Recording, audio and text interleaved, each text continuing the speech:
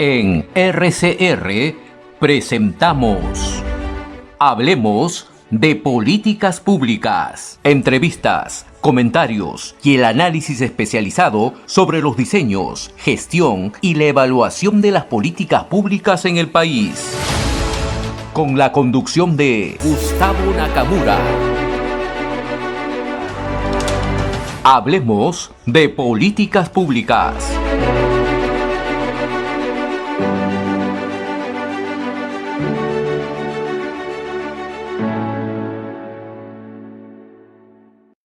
Como les dije antes de la pausa, ya le hemos quitado el almuerzo a Guillermo Molinari, le hemos sacado rápido para que pueda estar con nosotros en esta media hora que nos queda de programa para analizar un poquito sobre las tendencias en educación y concretamente al señor Becerra. Guillermo, ¿cómo estás? Muy buenas tardes.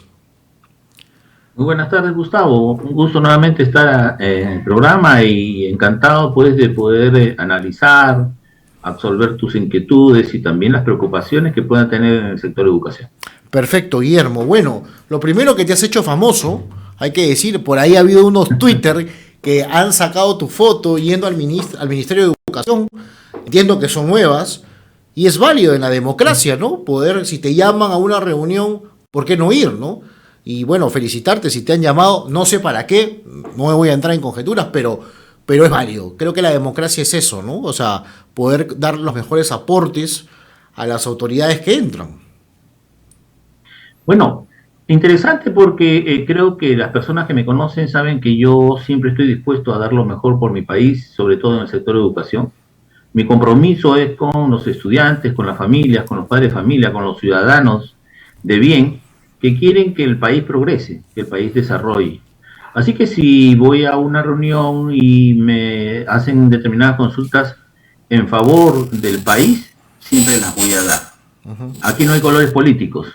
Acá lo que hay políticas de Estado. Y las políticas de Estado hay que saberlas tratar. Interesante, Guillermo. Políticas de Estado. Yo la primera mitad he estado haciendo un análisis, he sacado unos twitters de cierto sector de la prensa, también de congresistas, sorprendidos porque, o sea, el ministro no termina de sentarse y juntar a su equipo y ya no son idóneos, ¿no? Yo sé por qué no son idóneos, porque no responden a su agenda. Esa es la verdad, pero bueno, más allá de eso, te hago una pregunta porque mucho se le ha cuestionado sobre el tema de las laptops. Y si me permites, tú me has dado una presentación, vamos a compartir para que tú puedas comentar esto, porque es un análisis bien interesante y para que los señores congresistas, que mañana va a estar el ministro en la Comisión de Educación, no pregunten por preguntar, pregunten analizando y viendo las cosas tal cual, por favor. Y si no, lo llaman a Guillermo Molinari si les cae mal Nakamura, pero llámelo a alguien que sepa y no escuchen solamente a sus asesores, que lo primero que sacan son los Twitter que dicen los influencers. Entonces ya es la bomba de tiempo. Vayamos a la data. Por favor, Guillermo, si nos puedes ayudar sobre esto. Vamos a ir al siguiente, Filmina, ¿se parece? Sí, claro que sí, adelante. Favor. Explícanos un poquito sobre este tema de las tablets. Ahí está, las inversiones. Bueno, si le puede hacer un acercamiento, va a ser mucho mejor. Okay. En primer lugar, se adquirieron estas tablets en el periodo de 2008 al 2011, ¿correcto? Sí. Y se adquirieron tablets para poder repartir y distribuir entre los alumnos a un promedio de unas 800.000 tablets aproximadamente, ¿no? Y también junto con ellos se adquirió robótica, o sea, material de robótica que además congeniaba y entraba a trabajar con lo de las tablets, y lo cual ayudaba mucho al trabajo pedagógico y al trabajo del desarrollo de la innovación, la inteligencia con los estudiantes, ¿no? Creo que en ese momento, cuando no habíamos tenido pandemia ni nada, fue un gran aporte, fue un gran avance, ¿no es cierto? O sea, pensar en virtualizar y digitalizar la educación en el país, cosa que ya no puede haber marcha atrás. Hoy tenemos que mirar hacia adelante. Creo que fue para ese momento algo innovador, fue algo que podría yo considerarlo como pionero en el tema de la educación en el país. Podemos ver la segunda, si gustas, por favor. Ahí está. Y si hacemos un acercamiento al primer cuadro, en el primer cuadro lo que se refleja es que Se adquirieron aproximadamente 780.000, o sea, cerca de 800.000 computadoras, de las cuales cuando levantamos una información y me tocó estar en la gestión del doctor Bessler, ¿no? Pudimos nosotros identificar que aproximadamente 480.000 de estas computadoras todavía funcionaban. Muy interesante, ¿no? Porque fueron adquiridas entre el 2008 y 2011 y al 2018, o sea, después de aproximadamente entre 8 y 10 años, porque muchas de ellas siguen funcionando, vemos que habían superado su tiempo de vida, ¿no es cierto? Todos tenemos conocimiento que una computadora o una tablet, su tiempo de vida real y de rendimiento está entre 3 y 5 años. Y les puedo decir que en estas tablets aún también se pueden hacer correr plataformas educativas con contenidos educativos. No hay ningún problema de poderlo demostrar. Esto lo hemos hecho en el Colegio República de Panamá, en la ciudad de Trujillo, en La Libertad, donde los maestros estaban muy contentos por el rendimiento y el trabajo que se hizo y que ayudó a acelerar los aprendizajes en los estudiantes. Después de tanto tiempo, ¿no es cierto? Cerca o más del 50%, cerca del 60% de estas herramientas tecnológicas todavía siguen funcionando. Algunos colegios la tienen bajo llave porque como si se malogra se la quieren hacer pagar al director. Me parece a mí eso impresionante, ¿no? Una anécdota para este caso. Me acuerdo que en el 1999, encontrándome en Israel, nos llevan a un museo, no un museo, a un lugar tecnológico donde habían también equipos tecnológicos y había una computadora y todos nosotros los latinos, como buenos latinos, caminábamos con nuestra libretita para apuntar lo que veíamos. De repente un niño viene corriendo, se sienta frente a una computadora y había una simulación, ¿no es cierto?, en la pantalla, que el niño comienza a trabajarla. Muchos de los colegas sorprendidos y le dicen al guía que nos teníamos, oiga señor, ¿cómo es posible que el niño haya hecho eso y si se malogra? Y el guía voltea y le dice, disculpe, esto se ha hecho para aprender, si se malogra, se reemplaza. ¿No es cierto? Entonces, claro, no tenemos esa concepción de no solo adquirir, sino también junto con la adquisición del bien, mirar cómo vamos haciendo una política de reemplazo, de mantenimiento, ¿no?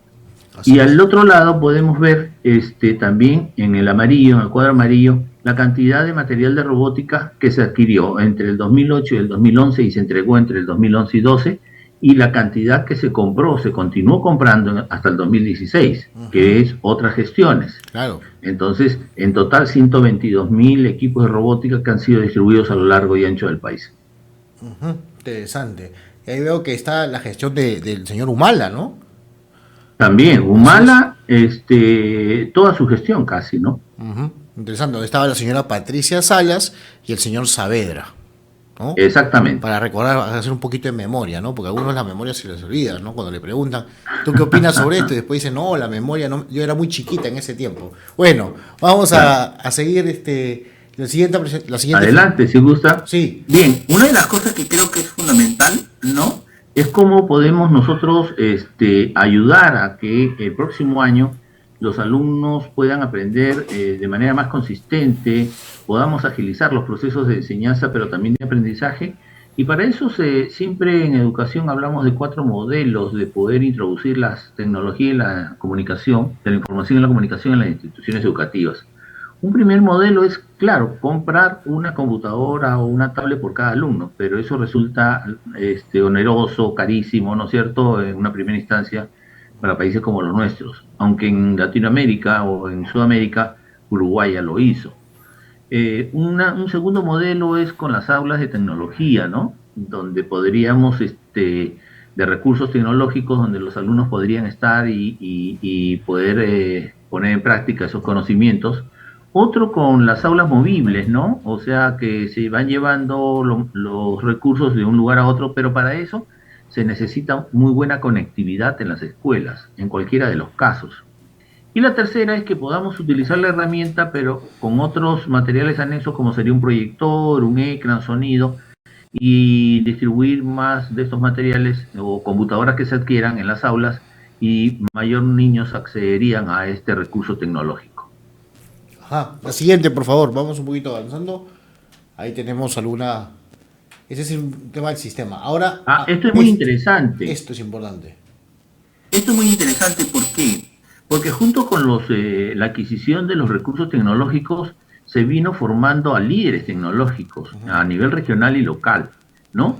Y se formaron a más de 3.000 docentes para el manejo de las aulas, de recursos pedagógicos, de recursos tecnológicos, y si no mal recuerdo, a más de 400 expertos o especialistas en tecnología.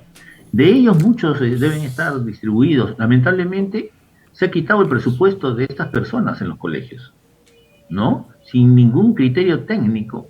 Yo creo que ahí sí deberíamos recapacitar, hacer un reajuste de los presupuestos. El Congreso debería tomar acción sobre esto y ayudar pues a que cualquier gestión que venga pueda nuevamente recuperar este trabajo, en donde también se involucró a los directores, tanto de las DRE como de la SUGEL o de las gerencias regionales, y docentes en general. Ajá.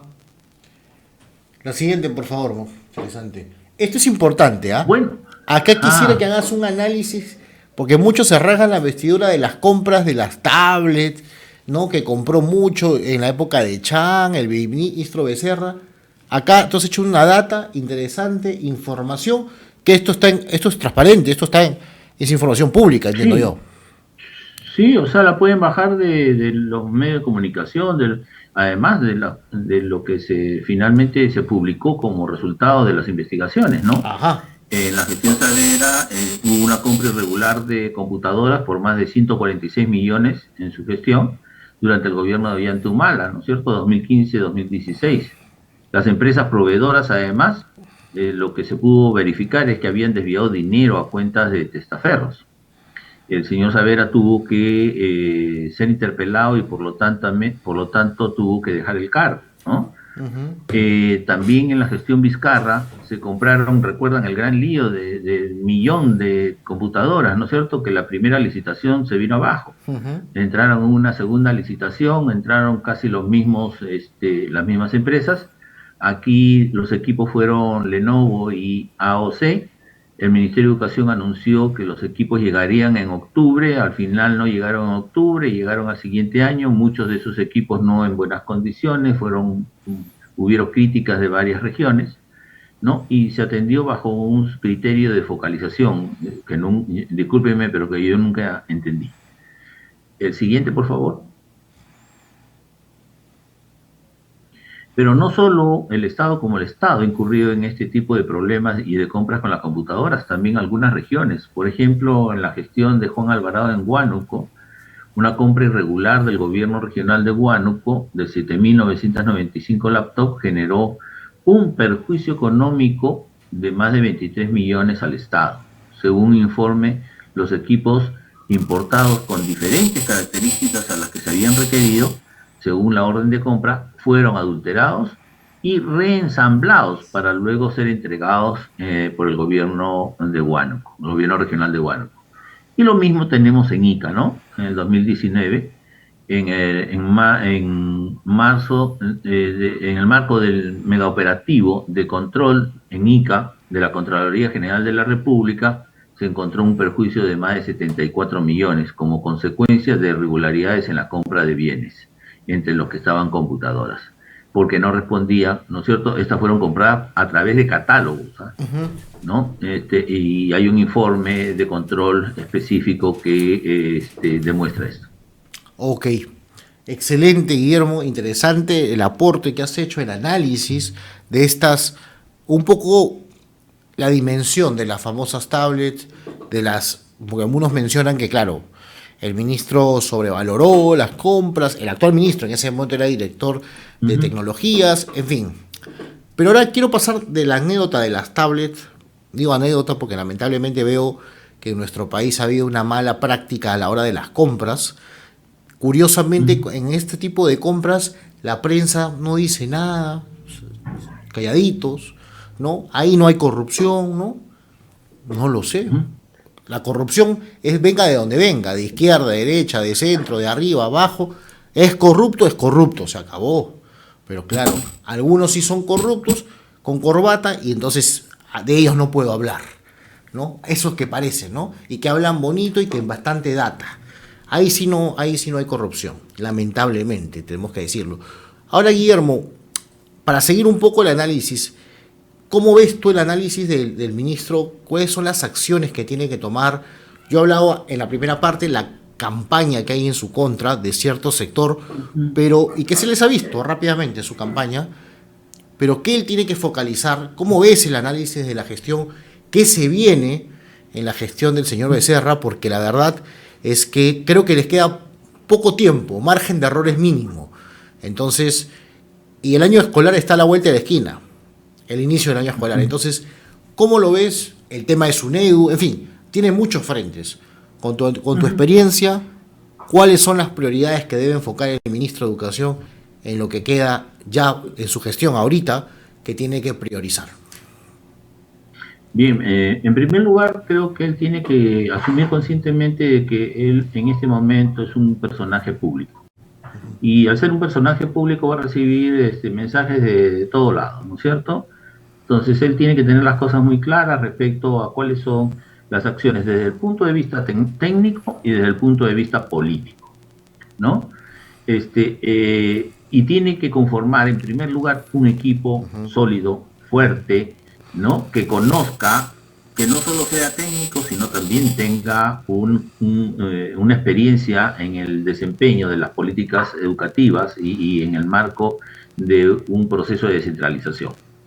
Creo que medidas urgentes son preparar el año escolar 2023. Y para preparar el año escolar 2023, no solo es un tema que tiene que ver con el aprendizaje, tiene que ver con los recursos y materiales, tiene que ver con los textos escolares, textos que lamentablemente han venido respondiendo a un currículo que debió ser revisado, que no tiene contenidos, que no tiene principios ni valores, ¿no? Que está muy limitado en eso, que no está respondiendo a las problemáticas nacionales en el tema de violencia, en el tema de trato a la mujer, en el tema de la tecnología y la ciencia y sus avances. Entonces es un currículum que requiere ser revisado. ¿Y por qué digo y por qué pongo énfasis en el currículum? Porque el currículum es el que te da el marco con lo cual construyes todo lo demás. Construyes los textos escolares, construyes las estrategias de enseñanza, los procesos didácticos, la capacitación de los maestros, ¿no? El tema de cómo tú vas a generar las condiciones de educabilidad en la escuela, hasta el tema de infraestructura. Miren qué importante entonces se convierte esta herramienta fundamental que es el Currículum Nacional de Educación. El segundo aspecto que creo que va a tener que mirar rápidamente es todo el tema docente, ¿no es cierto? En el marco de que hoy ya van a tener tres grandes, digamos, posturas sindicales, y va a tener que conversar con ellos, dialogar con ellos, porque a ellos hay que comprometerlos también a un buen inicio del año. Acá no se trata de que pongo solo mis exigencias y no participo de ese proceso en el cual estoy involucrado como maestro. Es fundamental que los maestros seamos conscientes de la importancia de nuestra participación en una preparación sólida después de 3 años muy difíciles para la educación, para los aprendizajes de nuestros chicos, de nuestros estudiantes. Un aspecto importante es la infraestructura, ¿no? Miren, cuando entró el señor Vizcarra dijo que iba a construir 2.803 colegios. Al siguiente año, con la gestión de la ministra Pablo, dijo 1.000 colegios, ¿no? Del bicentenario, bajo un proceso que habían hecho 5 modelos para el país. Hasta ahora no vemos ninguno. Y los colegios que después se derivaron a las regiones para que ellos les hicieran el seguimiento no corresponden en ninguno de los casos a estos modelos. Entonces, ese es otro tema difícil, complejo, que va a tener que afrontar para dejar las escuelas en capacidad de poder recibir a sus alumnos. Y otro aspecto importante son los presupuestos. Yo creo que ahí el Congreso tiene que dar la mano, ¿no? Apoyando esta gestión, mirando los presupuestos, si se tienen que reajustar, se tendrán que reajustar. Y si ustedes saben que esto pasa por una ley del Congreso. Así que es un trabajo mancomunado. O sea, aquí no se trata de que colores políticos, no se trata de posturas, ¿no es cierto?, sesgadas, sino que se trata de sacar adelante la educación del país. Totalmente, Guillermo. Has tocado puntos importantes, ¿no? Y hemos coincidido en el tema de infraestructura, el tema docentes, ¿no? Que es un tema muy delicado porque ahí está el tema de los sindicatos, ¿no? ¿Cómo vamos a hacer la relación con la rama magisterial, con el SUTEP y el gremio del el señor Castillo, ¿no? Que es el FENATE que está metidísimo en el Ministerio de Educación todavía. Esperemos que no sigan, pero bueno, eso ya dependerá del ministro. Y el tema que has tocado, el tema curricular. El tema curricular que se tiene que hacer. Ahora, yo creo que ahí se viene un frente que él debe trabajar concretamente sobre la educación básica. Y te quería preguntar sobre la educación superior, porque muchos de los ataques que han tenido es por la famosa SUNEDU, o que él es un antirreformista, ¿no? Parece que estamos en la reforma y la contrarreforma, ¿no? Y a los que hablan de eso no les gusta hablar de reforma contra reforma porque es un término que se utilizó en la iglesia, ¿no? Y muchos de ellos no son que tengan pensamiento eclesiástico, que digamos. Pero bueno, la contrarreforma, él es un contrarreformista, dicen, de la SUNEDU. Y otros dicen que son reformistas y que la SUNEDU prácticamente no debe tocarse y debe mantenerse tal cual y no se debe tocar ni un pelo de la SUNEDU, porque la SUNEDU es lo mejor que es de la política educativa del país. Los dos extremos. ¿Qué opinas sobre eso? Sí. Bueno, el tema de la educación superior es un tema complejo que viene inclusive antes de la pandemia, ¿no? O sea, agudiza con el tema de la pandemia, pero antes de la pandemia, en el proceso de licenciamiento, ya las gestiones de la SUNEDU venían incurriendo en algunos problemas, ¿no?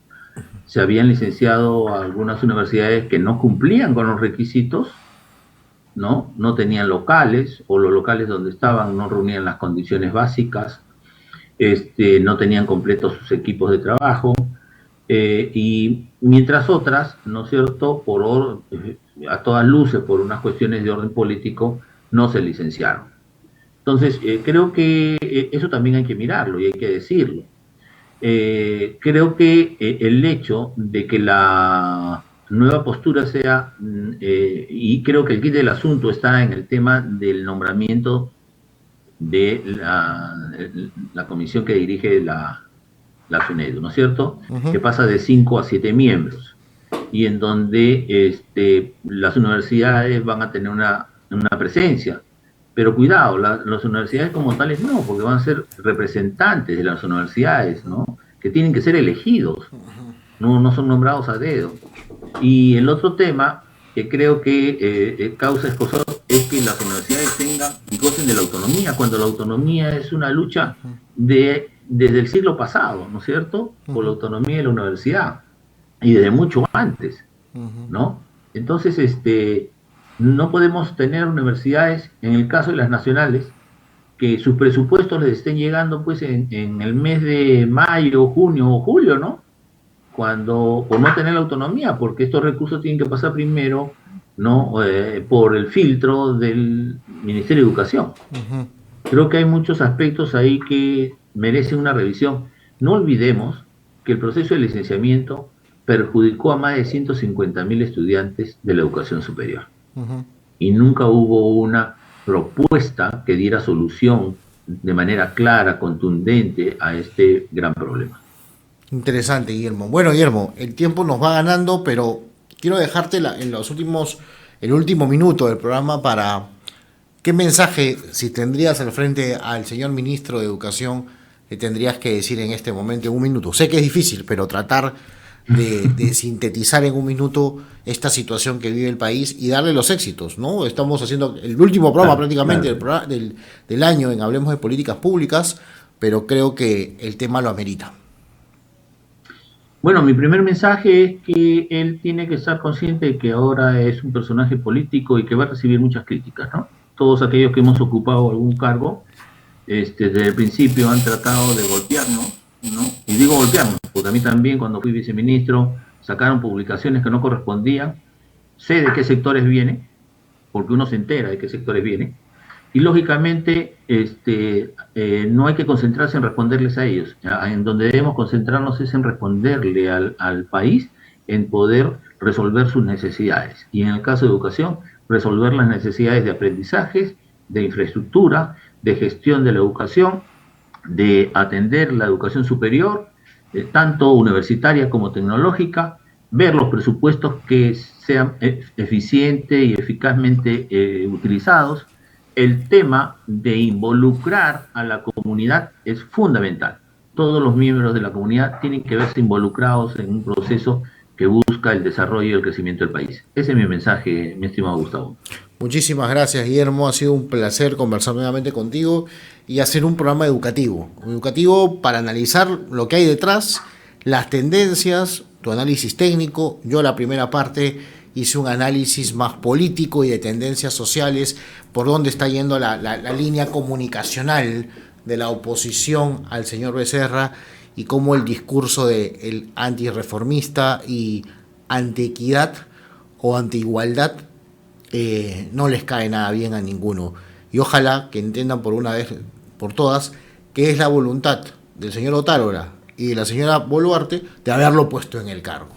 Y así como fue el caso de la señora Correa, dicho sea de paso, que renunció, pero fue voluntad y nadie dijo, no es digna, ¿no? Bueno, es curioso, y en una misma página web digan dignidad a uno y al otro indigno. Pero bueno, estamos acostumbrados a eso. Guillermo, un fuerte abrazo y ya nos estamos comunicando en breve seguramente, aunque ya en el programa el próximo año de todas maneras, porque materia para hablar en educación hay y de sobra.